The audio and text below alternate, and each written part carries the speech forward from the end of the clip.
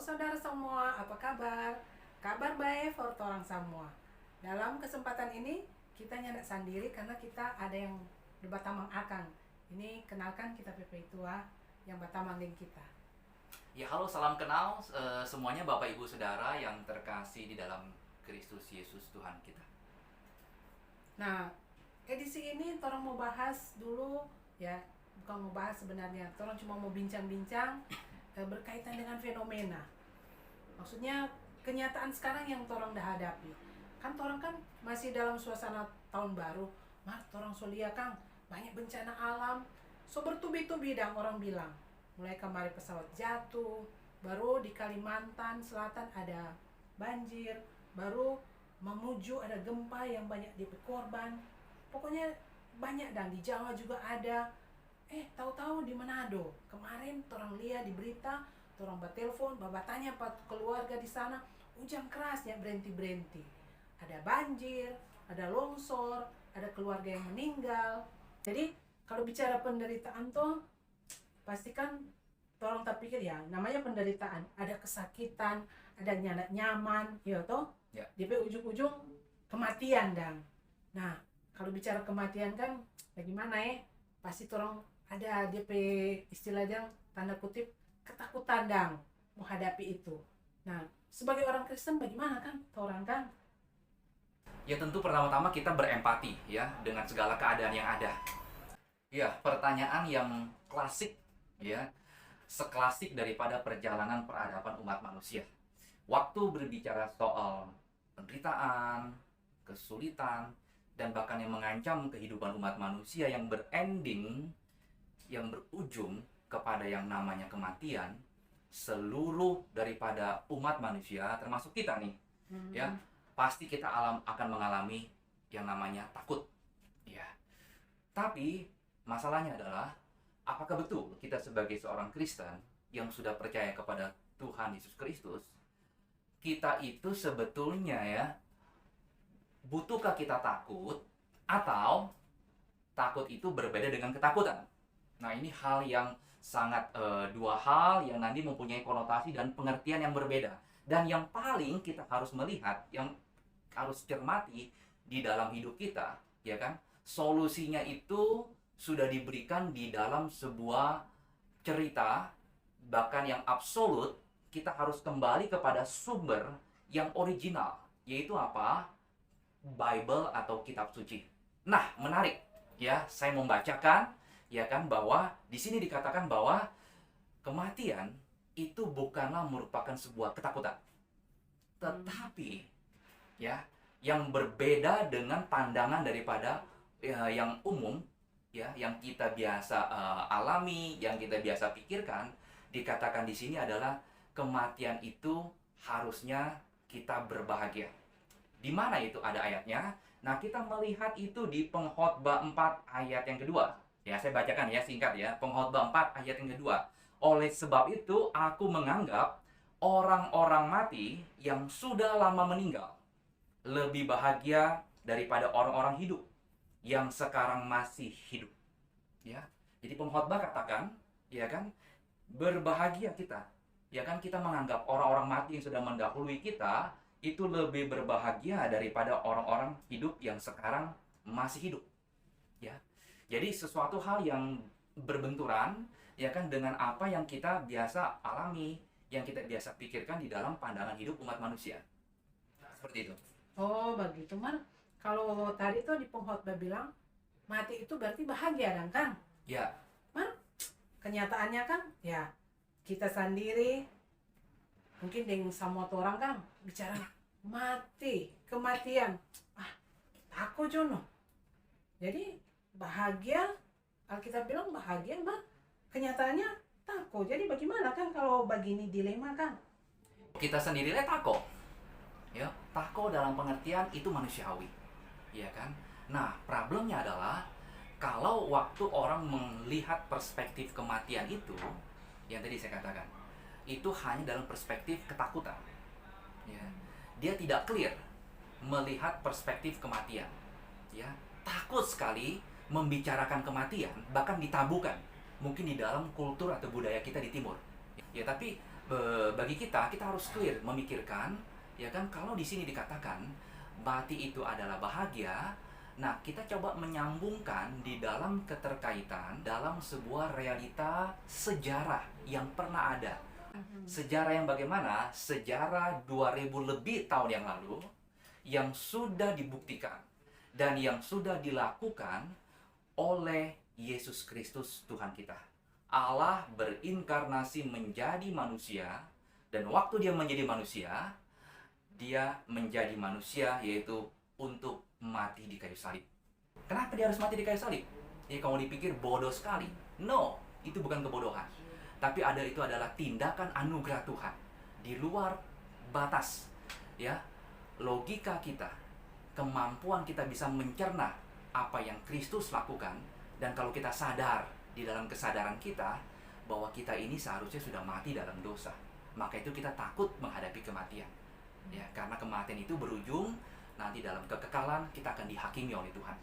Nah, makanya itu di dalam Kristus dia boleh memberikan pengampunan, dan pengampunan itu menghadirkan perdamaian antara kita dengan Tuhan. Yang tadi kita menjadi seteru, menjadi musuh, sekarang kita diperdamaikan di dalam Kristus, menjadi anak-anak Tuhan. Seperti itu. Oh, jadi DP pokok di sini, Dam, kematian yang membuat orang bahagia itu mesti di dalam Kristus. Jadi kalau orang mengalami kematian Kristus, ya orang tidak perlu takut lagi, Dam, kalau mau mati.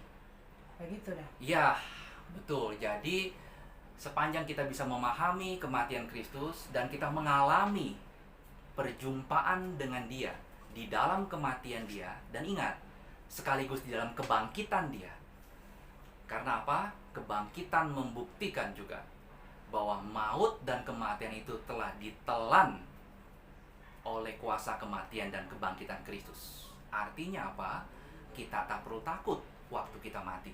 Karena apa? Kita pun akan dibangkitkan dengan tubuh yang baru, tubuh kemuliaan, bersama dengan Tuhan selama-lamanya. Ya, tapi juga satu sisi hati-hati. Hati-hati kenapa? Kita melihat, ya, di dalam case by case. Ya, misalnya ada orang yang sudah frustasi hidup, ya, akibat penderitaan hidup mungkin yang bertubi-tubi yang datang di dalam hidupnya. Ya, dia berpikiran apa? Dia berpikiran kalau aku mati, aku bebas daripada kesumpekan, kepenatan, kesulitan, beban penderitaan yang menindih batinku, ya. Nah, jadi dia punya satu cara, dia ingin mengakhiri hidupnya dengan jalan misalnya bunuh diri, ya, atau dengan cara, ya, dengan hal yang lain, ya kan. Yang penting aku ingin meninggalkan kesulitan dari dunia ini dengan cara kematian. Tapi bukan dalam perspektif seperti itu. Tetapi tadi saya katakan bahwa kita yang masih hidup dalam dunia ini, ya, harusnya aku dan kau bisa menerima kematian Kristus, bisa menerima kebangkitan Kristus.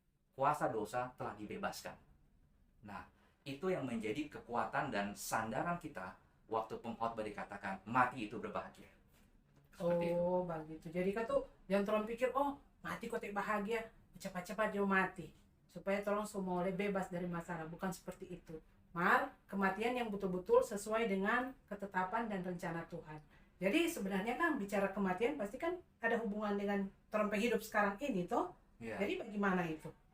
Ya, jadi waktu kita berbicara soal sekali lagi kematian, tentu saya percaya bahwa orang yang memang memahami, yang serius, bahkan mempersiapkan akan kematiannya di dalam perspektif salib, tentu dia juga akan serius dan bagaimana dia memandang hidupnya ini dengan tidak terkunci atau terikat kepada seluruh fasilitas hidup yang mungkin dia miliki.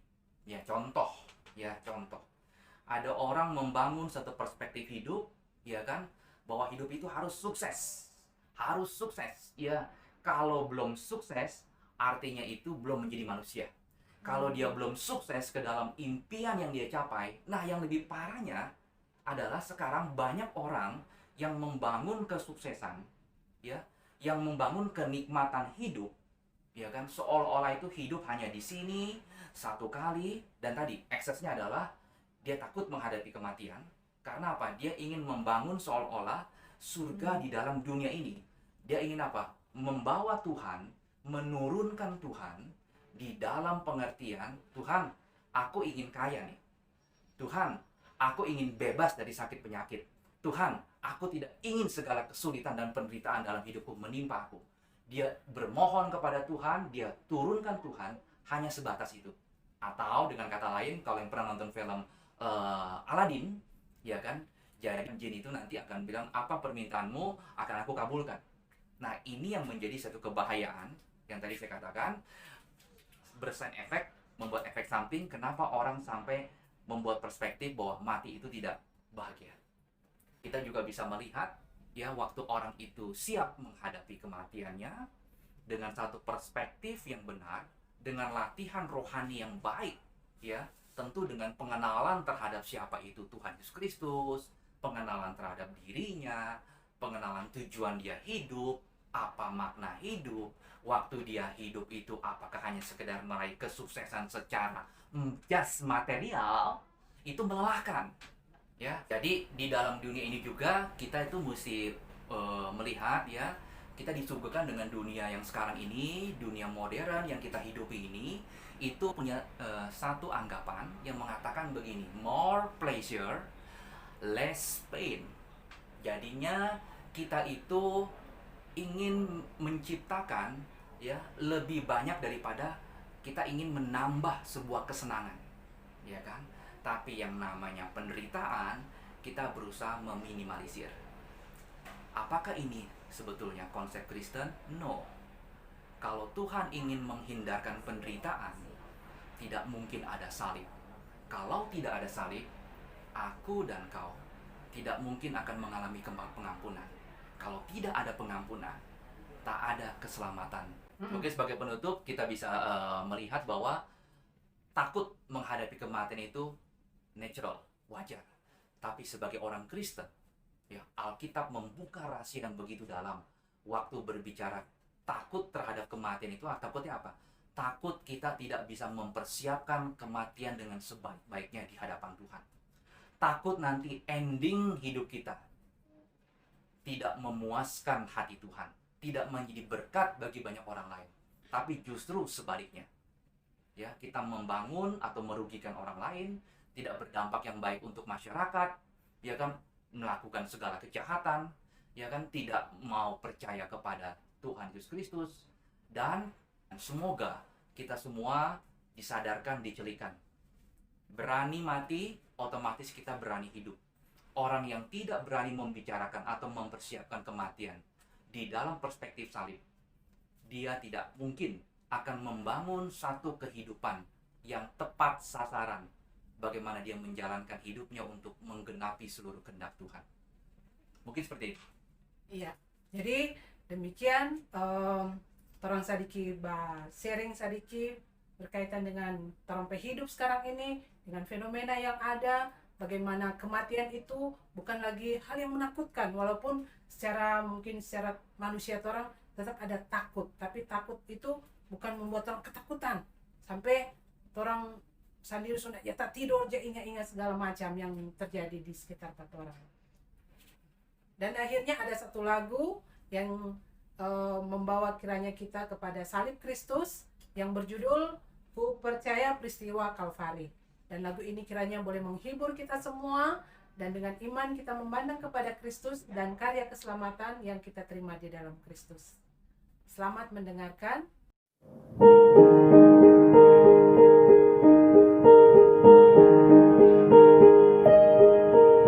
Manusia bagai musafir dalam dunia, tiada suatu tempat yang tetap. Meski nama dan kekayaan kuburu, tak akan aku perolehnya. Ku percaya di bukit Kalvari, di situ Tuhan di sana.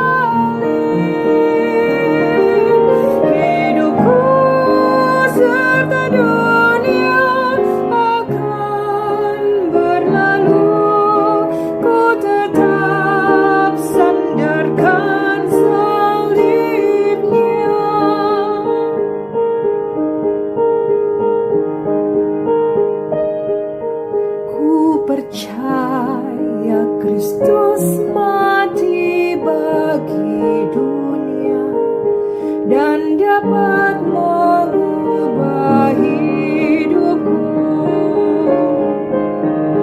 karena Dia merubahku, beri hidup baru. Kini ku mau dekat salibnya. Ku percaya di bukit Kalvari, di situ